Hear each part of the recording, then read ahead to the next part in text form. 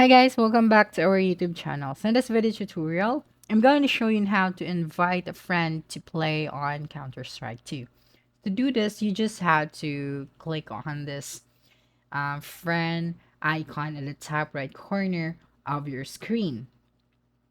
Okay, so this one. So as you can see, my friends are not online. So I will still going to show you how to invite them. Okay, so I am going to click this one at the bottom, the looking to play. And to send an invitation, you just have to click this messages icon at the right side of the screen.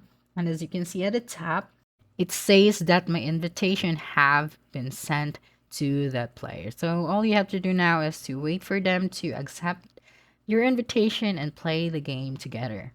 Okay, so that's it. Don't forget to subscribe to our YouTube channel for more video tutorials in the future. Bye.